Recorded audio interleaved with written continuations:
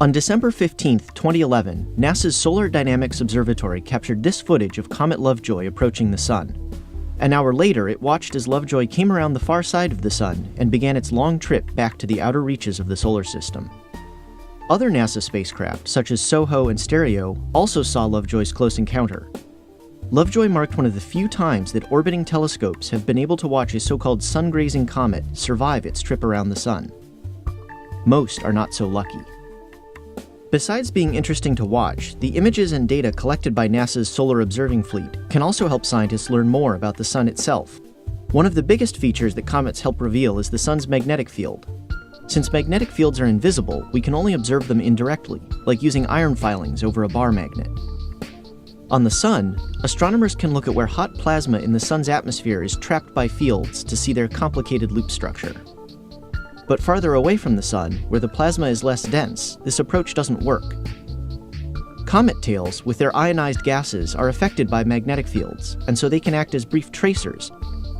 On April 20, 2007, Comet Encke had its tail stripped off abruptly by a coronal mass ejection that carried a strong parcel of magnetic field through the solar system. Even closer to the Sun, astronomers were astounded to see Comet Lovejoy's tail glowing in extreme ultraviolet light as it approached the Sun. They now think the glow is caused by energetic electrons in the Sun's corona interacting with oxygen from the comet. The glowing tail followed and illuminated some of the Sun's magnetic field lines. Careful analysis of the frames allows scientists to reconstruct where the field lines were, and even, to some degree, how strong they were. These comet tracers also illuminate small structures in the Sun's upper atmosphere, where they are usually too faint to be visible. Continued observation of sun-grazing comets will also help astronomers understand how hot material in the Sun's corona cools, and where that energy goes. Finally, long-term observations of sun-grazing comets will help us learn more about the solar wind. Some of the particles in the corona are traveling fast enough to escape and travel through the solar system. They begin moving at roughly 250,000 miles an hour, but start accelerating when they reach around 1 million miles from the Sun's surface. By 5 million miles out, they are traveling at up to 1 million miles per hour.